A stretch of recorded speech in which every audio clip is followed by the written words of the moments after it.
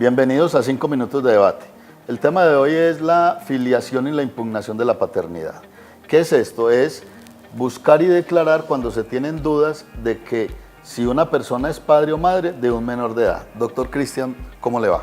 Doctor, buenos días. Muy bien, ¿y usted cómo se encuentra? Resulta que a través de la historia son muchos los casos donde al interior de las familias se crían hijos que pueden no ser hijos del padre o de la madre. Miremos hipotéticamente el caso donde se cría un hijo que no es de la madre y el padre ejerce toda su actividad como padre creyendo que lo es, cuando el menor no es hijo biológico de él, sino que ha sido engañado por la madre, pero con esto no estoy discriminando que sea solo tomé el ejemplo de la madre.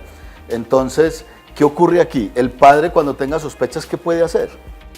El padre jurídicamente podrá iniciar un proceso de impugnación de paternidad para que por medio de un proceso judicial ante un juez de familia de la República se realicen unas pruebas biológicas, genéticas y se determine si efectivamente es el padre o no es el padre. Biológico, ¿cierto?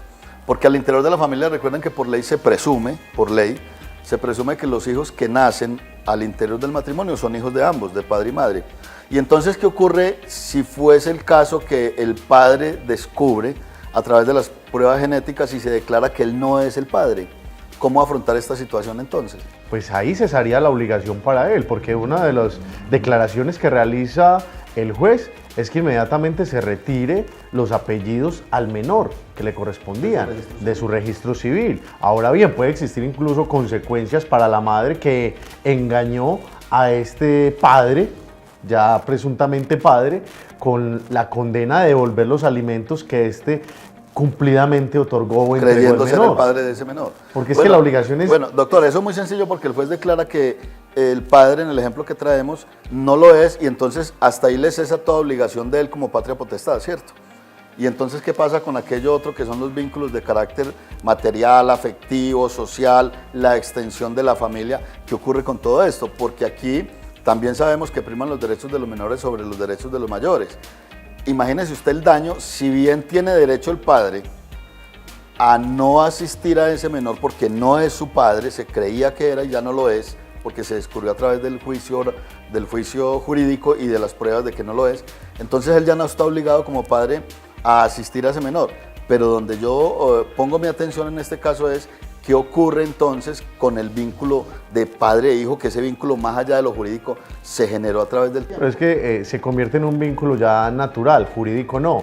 Ahora ya depende de la relación afectiva que tengan, en este caso el binomio, o sea, el padre y el hijo, pero no le nace. ¿Y qué derechos tiene el hijo en ese momento? Claro. Porque entonces él va a quedar, tenía por ejemplo un hijo que lleve 5, 10, 15 años viviendo, reconociendo a este señor como padre, y que de un momento a otro súbitamente llegan a su casa y le dicen, no, él no es su padre. Entonces, ¿cómo proteger a ese menor?